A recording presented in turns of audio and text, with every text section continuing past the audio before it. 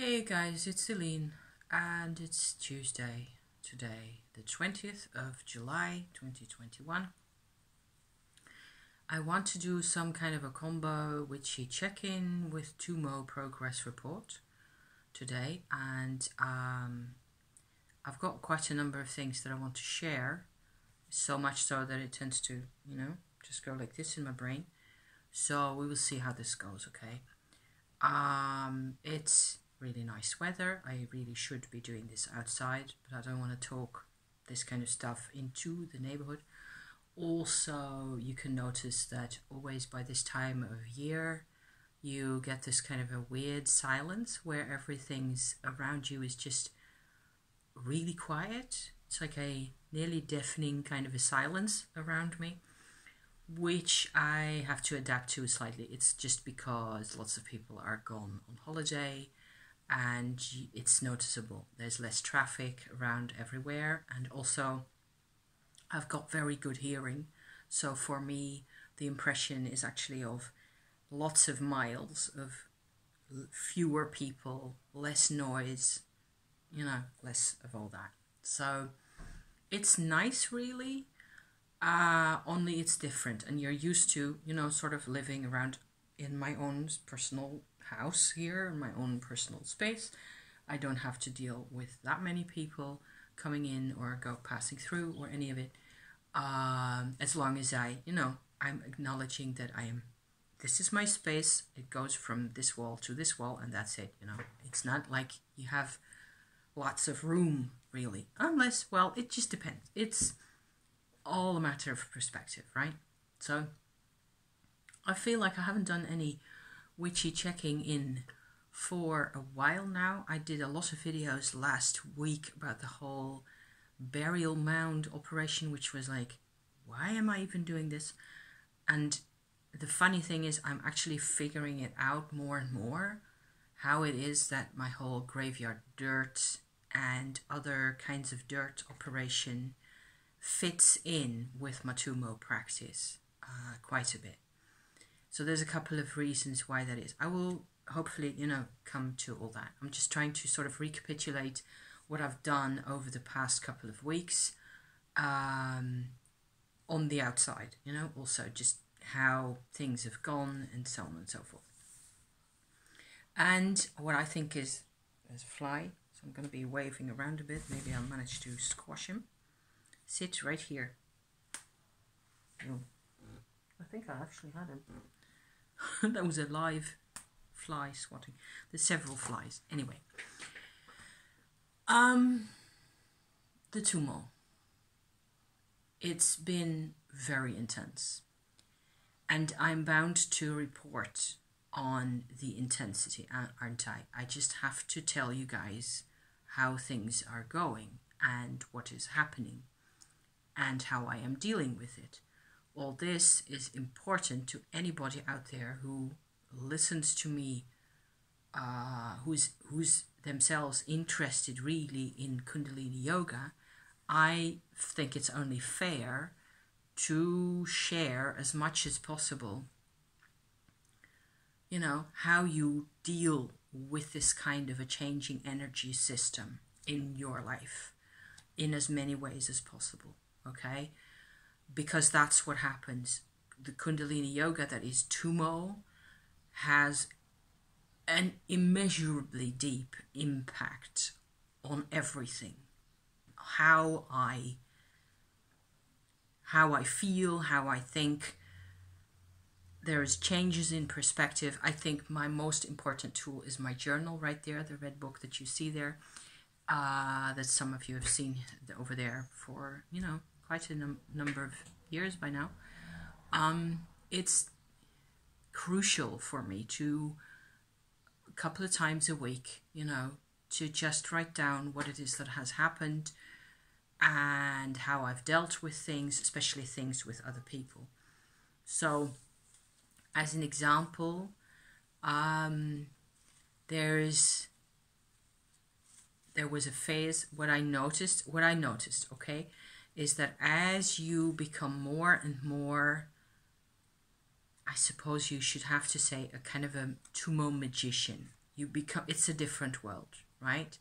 With Tummo, as you become more and more powerful, you also have to become more and more accountable for the way you act, the way you behave, the way you talk, the things that happen to you, why and how, all that stuff.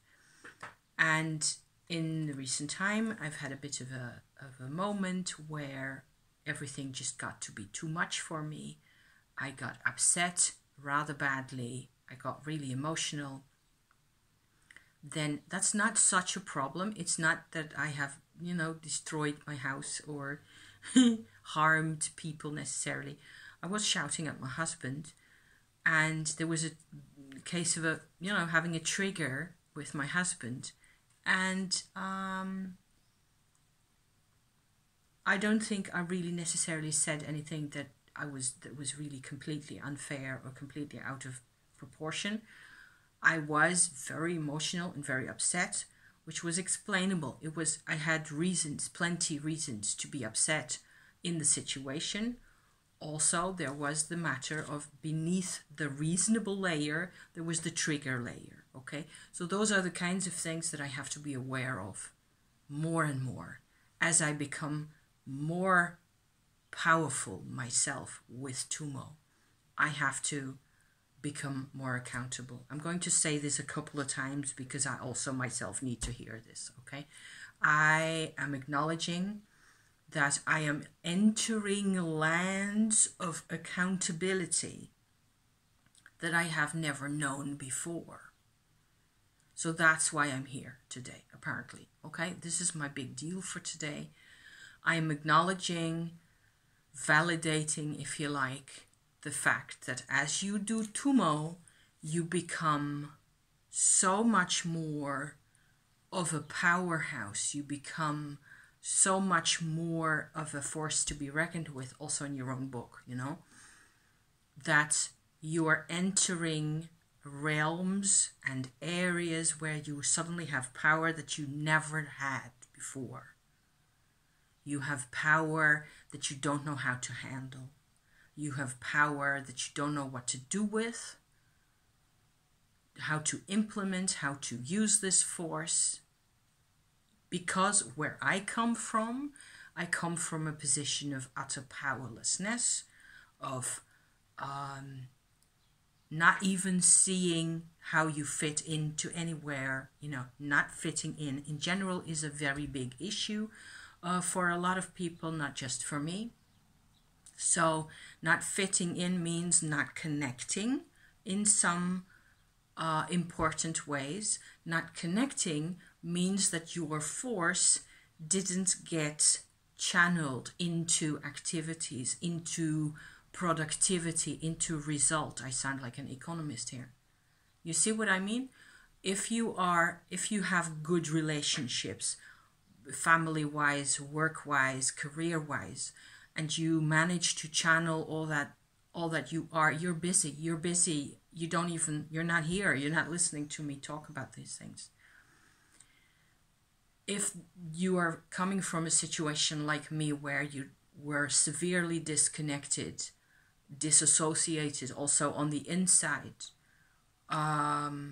you need to map out for yourself what is happening when areas in your life are suddenly joining up, and it becomes a lot easier to actually get things done.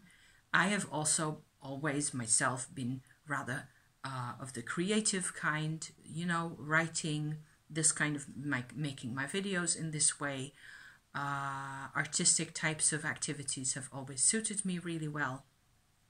I have found over the years that as I meditate and as I practice,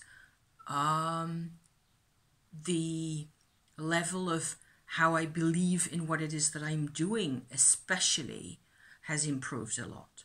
So if I start doing a drawing, I make less demands of myself. I am not a perfectionist anymore.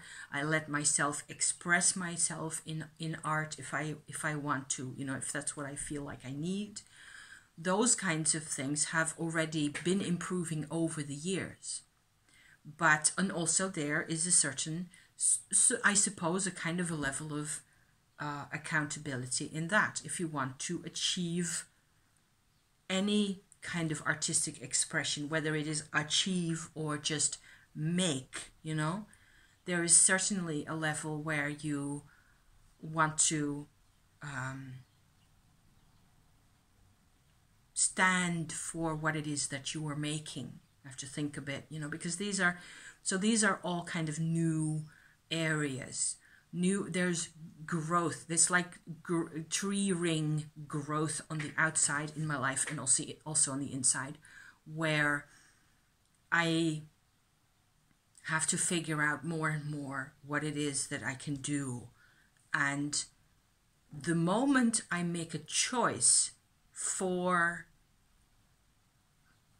I suppose, some level of self-control in some instances, like with my husband when I was upset with him, or afterwards, the moment where I sort of shift my boundaries to where my emotional life is no longer about it hitting me over the head all the time and drama and, you know, conflict hitting me over the head and me being powerless in that. From that kind of a situation, I go over to a new situation where I don't know really how to describe that as yet, but I certainly feel that being so much stronger, I can experience my things in my way without having to, you know, burst at the seams or break myself over because there was never any room. There didn't used to be any room. So there's a very much a spatial kind of a redefinition, if you like, for my life happening inside me, both mentally and emotionally. It has a lot to do with emotional and mental health, but a lot of it has to do with my choices. And I have to sort of make, I have said before, in this process you have to make subtle choices. Often the choice that has the most impact in the long run on your life is a fairly subtle, fairly small, like one step away from the groove that we have been making for a number of decades, you know, in our lives, where we believe that we have no other option than to be, you know, submissive to some kind of a system, some kind of emotion, some kind of and it's not true. You do not have to serve the same system in your life. And I'm not talking about a political system necessarily, or an economical system. I'm talking about a system of emotions inside you that you've often inherited. So, for example, I'm going to go back to my interaction with my husband here for just a tiny bit more, because apparently, well, I was just journaling about that, and it struck me that it was actually about something else, the trigger level. Okay, so apart from the situation thing that was going on that we were actually talking about, underneath it was a trigger layer, and I had assumed that the trigger had to do with me not being able to access him in a way that we were supposed to. I was supposed to be a part of we had agreed on something. I was supposed to be a part of something, and it turned out that he's kind of forgotten that I was supposed to, you know, keep myself occupied for an hour and a half in a completely strange town somewhere out in the sticks, where I don't know anybody, or I don't know the place at all really, and the only option for me would have been to sit in a coffee house somewhere, which is a possibility. Not so much later in the evening on my own. I wasn't comfortable with that. That was the obvious bit of the whole situation. How my husband reacted to this is that he just let me suffer with this.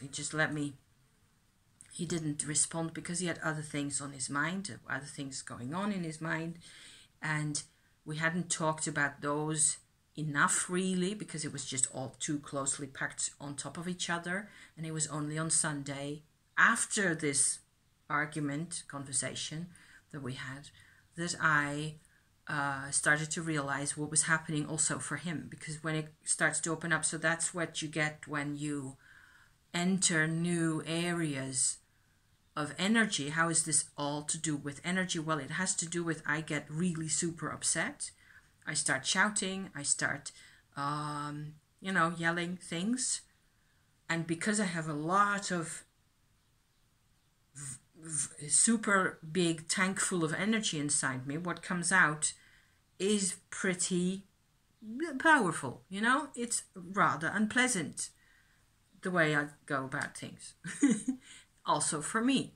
It used to be a lot more unpleasant for me back in the days.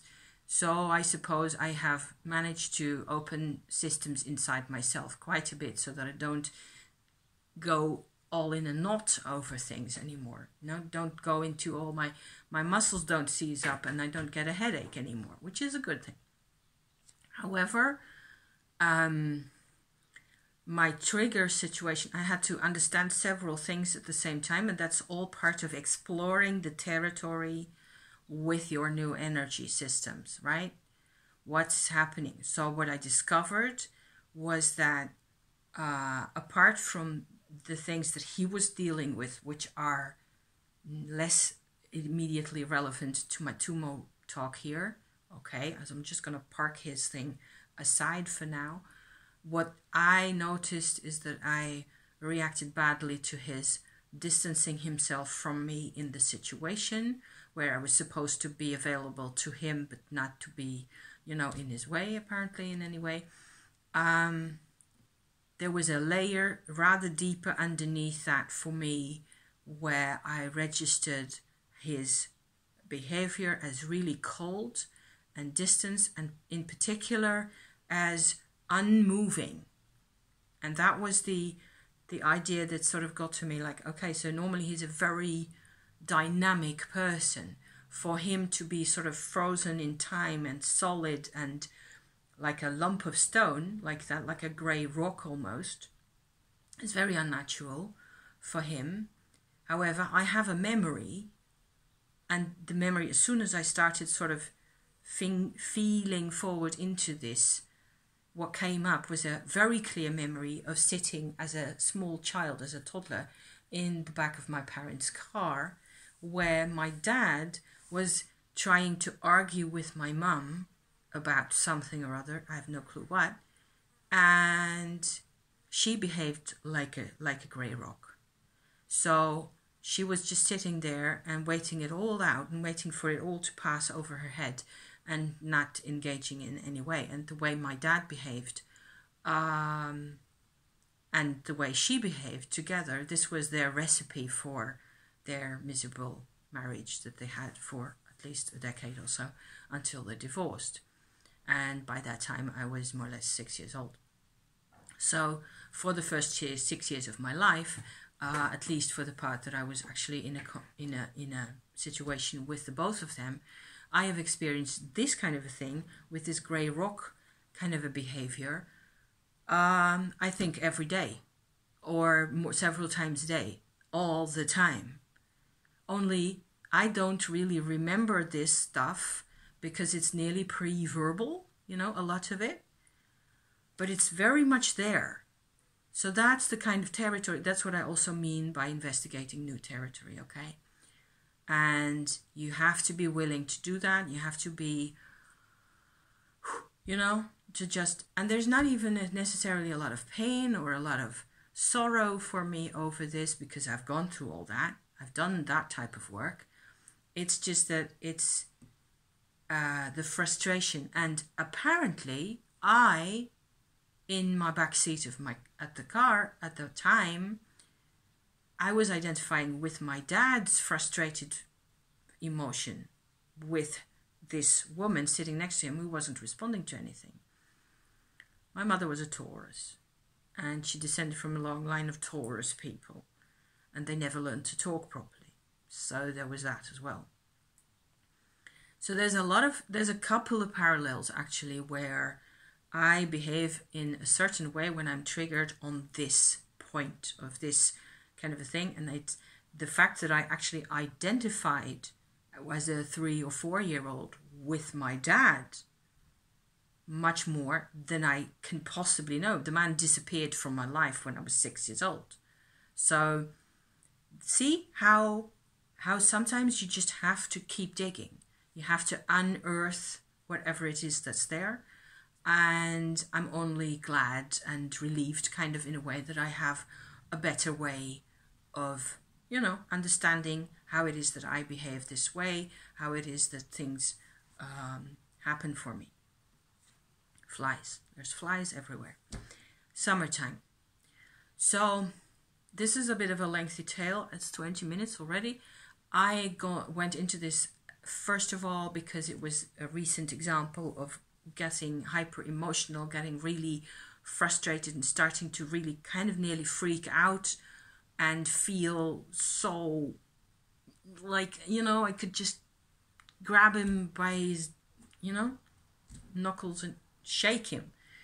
So frustrated. Whereas a lot of it, 3/4 of my response to that, it accumulates, of course. It doesn't start off that way. It takes me 3/4 of an hour to get to a point where I could just plaster him, you know, behind the wallpaper is what we say in Dutch.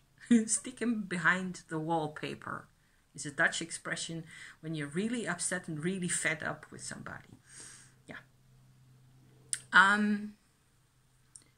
So you need to deal with the levels of energy that you get when you practice Tummo more, okay? And I think this is rather important, and it is also a lot of the reason why we don't find a lot more Kundalini yoga than we do on the internet. It is all over. There's all sorts of different types of Kundalini yoga all over the net. Most of the time it's people trying to sell some kind of you know, class or something. And a lot of the Tummo intel that you can find actually tends to be very limited, very small bits and pieces. And it's all surrounded, especially in the Himalayan areas, by a whole lot of cultural Buddhist, mostly Buddhist imagery, I should say. Just basically the imagery. And what I've noticed so far for myself, certainly, is that for me it works this way. Of course, anybody who enjoys Himalayan art enjoys it in their own way, okay? And I'm not saying that it's incomplete or any of it. What I have noticed is that doing Tummo makes it a whole lot easier to understand Himalayan art imagery as a way of dealing with the energies. That's how I look at Himalayan art nowadays. It's not anymore about story or mythology or myth. It's not about demons and gods necessarily, or you can call it that, but what it is a huge system that if you do not know about what Tummo does, a lot of people will just be scared away by Himalayan art anyway, with all the black demons and all the other, you know, sometimes gory details and scary bits and pieces and so on and so forth. And we're not used to that kind of thing, so we tend to stay away. However, I find nowadays that I study Himalayan art often, you know, a couple of times a week. I will spend some time either on the phone or on the computer Googling things and looking things up. And I find that even though what I am doing is probably not really lineage official, so I wasn't given a lineage, I wasn't physically transmitted this kind of yoga. I have generated this yoga from inside of me. So I certainly believe, and people have said this to me as well, and I do believe this, that there is a kind of a lineage connection inside of me that has been there from past lives. Yeah, I just have no way around that. That's just the way it's got to be, because nobody in my kind of a situation normally gets to this point. And so if you just continue on with the Tummo practice as I have done over the past year and a half, really, you just have to be really motivated. I don't think you necessarily, maybe it is once you actually develop the vibrational, the inner heat kind of signs, that you're becoming so much more comfortable with that heat inside you that you automatically are pushed forward. That's possible. I still think if you continue on with this beyond, a course here or there, or once a year or a week of a retreat somewhere or something like that, if that's the more or less the level of activity that you practice this kind of a Kundalini interaction at, I think that most people who are into Kundalini yoga will do a couple of retreats a year or a couple of meditation sessions. It doesn't necessarily mean that they do it every day of their lives, which is what happened for me. For somehow I just got into this, and this is my thing. So I went quite fast, I think, over the past 6-7 months. Certainly this year I have gone up like an arrow, with my Tummo. And most times it's absolutely fabulous. I get, like I said, I feel really healthy. I feel strong. I have enormous, one thing that I've noticed, for example, in terms of coming back to my interpretation of Himalayan art, everybody in Buddhism talks about compassion. For me, certainly, practicing Tummo has enabled compassion beyond all belief. And as speaking as somebody to whom compassion was a completely alien concept, because I was completely made out of cardboard, as I used to say, on the inside, and I had no sense of relatability, relating to people's situation, I have turned 180 degrees. It's to me it seems like compassion is a natural part of Tummo, and that as soon as the Tummo energy comes into here, you are going to, what with having had a number of problems yourself in your life, what with triggers and pain in the past, you transmute that into understanding other people and into feeling huge compassion for, I feel compassion for a fly that I swat. And it's not an idea, not anymore. I am the fly. I know what it's like. It's kind of, in a way, So there's kind of a sense of borderlessness, boundarylessness that is very much what Tummo puts onto you. It breaks through boundaries. Okay? So there's another point right there. So in terms of Himalayan art imagery, I just wanted to show you my cards again. These are my big cards. I have big cards and I have small cards. They're mostly different images, and mostly Tibetan and or Indian, where I have shown quite a number of these before on this channel or in videos of a similar nature. My Vajra Yogini imagery is one of the first that I started making during the winter. I'm trying to sort them out a bit more here. There's a couple of Tara cards. I just went ahead and started off with this in, I believe in November, where I did, you know, print out a couple of those kinds of things. Goddess and God figures is another Vajrayogini. That's rather an important figure to me with in the context of Tummo. A lot of it also has to do with this is a rather funny one, I think, with photos of the Shiva Lingam in there. Shakti, Shiva, and sex, sexual energy. That is very much a part of the whole process. For me, I find that practicing Tummo means always drawing the energy up and away from the reproductive organs as much as possible.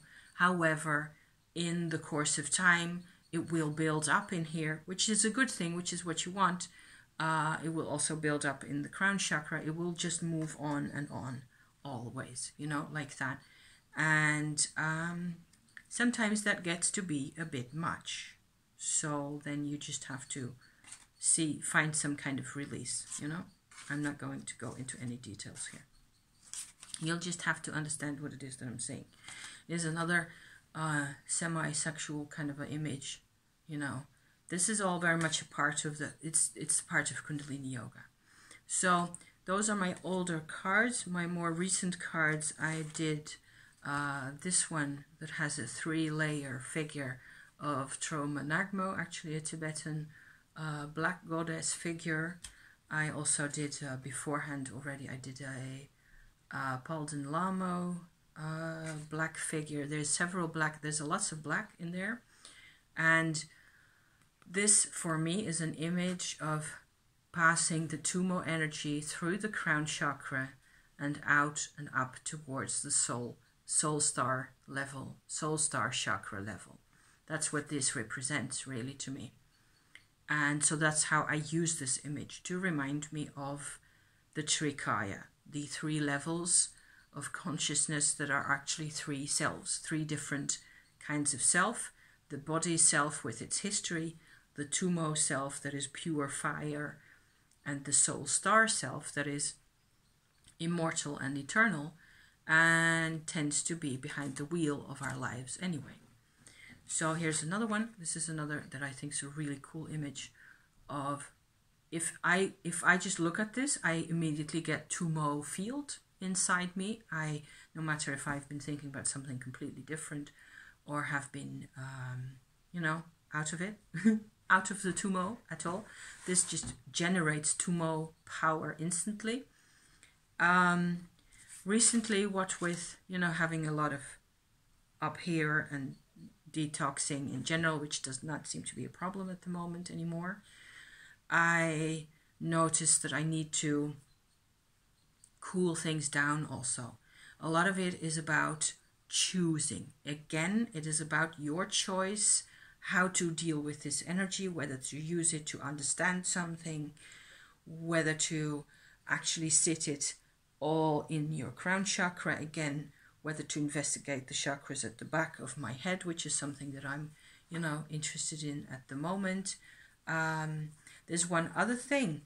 There's a connection to, there's a sort of a necessity, apparently, with this Tummo practice at this level. There's a necessity to be involved with things that have to do with death of the body. And so there's a whole lot in the whole Himalayan art, you know, imagery. There's a whole lot that has to do with cemeteries, burial grounds, and charnel grounds, and all that kind of stuff. To the extent even that they use ashes from charnel grounds in paintings, you know, wall paintings and tankas, wall hangings. With deities, especially if there's a black background. Those are the older types paintings. I just learned this on the Himalayan Art Resource YouTube channel. I will stick the link to that video in the description to this. For me, it's just that it all makes a lot of sense. The funny thing is that I went ahead and used earth tone pigments for my cards all during the winter. On the sides, the rusty brown color that you see there. You can also see that this one has a quite a black edge. This one, my newest card, my newest addition to my set here, which is an image of a mountain glacier in the back, and a Vajrayogini mantra at the top, and a crystal image of just a picture of a crystal, mountain crystal, rock crystal statuette of Vajrayogini. This one has a black edge, and that is my graveyard dirt ink that I made myself with charcoal. So you are sort of automatically going for that stuff. And for the whole, I've been involved with making graveyard dirt energy bottles and things like that. I've incorporated graveyard dirt in my candles that I made. It's like automatic. And what I've thought now is that kind of automatic knowledge, automatic acceptance of death, things surrounding death, or placing things that have to do with death in your life, which is something my mother would never have approved of. She would just have been so freaked out if she'd seen what I'm doing. But it's part of Tummo.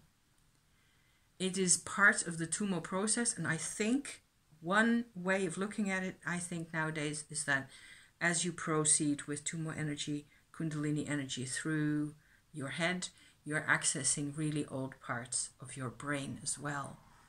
And there is kind of a very shamanic, very powerful need to communicate with other worlds and to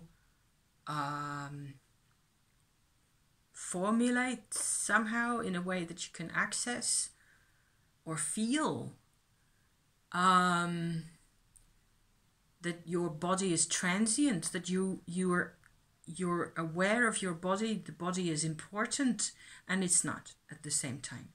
And it is your identification is shifting from being the body as it was given to you basically by other people, and out of it and into energies that are exclusively part of who you are. So who you really are and who your body is are two different things. I think that's part of Tummo very much. So hence here's another little image of like a raven, kind of a god or goddess. Is it a female? I can't even tell. With a bone skull cup, the whole skull cup phenomenon, you know, it's the same kind of it's all part of the same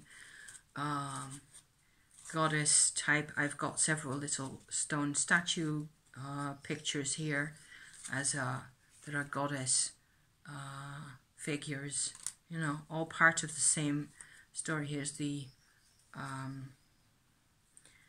Vajrayogini mantra again. I printed that out. I made a normal, you know, normal, you look at me, normal European or English transliteration version of that. I've got lots of these cards. So this is more or less my number of cards. I've got some teeny tiny cards as well that are used or were used, maybe, I don't know if they're still used, in Tibet as initiation cards. So so there's that. And this is just one with a little horse. That's a Mongolian card. Those apparently are for children. So where you can see that what used to be a big deal for grown-ups generally fades into a different kind of use after a while. So I hope this makes sense to somebody out there. It's I suppose really a kind of a connection between the Tummo, the graveyard dirt, and all that, and the burial mound visit that I did last week. I haven't been back there. I'm supposed to go back there with husband in the weekend. There isn't even that much to see, as some of you people who've seen my videos will have noticed. There isn't that much to see. It's just something I know is there, and it's the oldest spot that I can take my bike to that has some kind of a cultural landmark, if you like, from thousands of years ago around here. Everything else is a lot more recent and doesn't connect me to older time periods at all. There's a whole process of psychological work and acceptance and understanding and compassion through time, to me, that's connected to my burial mounds and my my graveyard dirt and all the rest of it. And for some reason it just all comes together, it all makes sense together, and that's really awesome. And I find ways of having stuff in my life and dealing with stuff in my life that just, it allows me to feel okay about things that I have never felt okay about. So yeah, so there's one of those very simple changes, one of those very simple, very subtle little shifts in perspective, right? So Tummo is one hell of a shift in perspective, one on top of the other, endlessly, you know? And living in a body means being flexible in this way and just having to, roll with it. Just roll. Okay. So that's 40 minutes. I think that's enough of that. I am probably going to sit behind my sewing machine for a bit and complete my other little baggy project that I was working on, so that I can take my tarot to hand small things with me. I don't really have anything to add to that otherwise at the moment. I seem to need to read about Tibet and Himalayan art quite a bit, and it's all very interesting and intriguing. Also, I really need to go on holiday with husband in the tent, which is what's going to happen soon enough. We will be leaving, and then I will have other stuff to show you guys. Okay, so I will see you then. I think I will not post videos for a while so far, and that's because I am camping. Okay, thank you so much for being here. Thank you for watching and listening to me talk about these things. And I think this is this is what I want now. I want to close off my YouTube season for now. I'm actually even surprised at this, but yes, unless I have like something short or innocuous that I want to show you guys, then I will always come out for those. But in terms of witchy business, this is where we go on holiday. Okay, see you on the other side, I hope, and be safe and be well, and I hope you're going to have some fun as well out in the sun.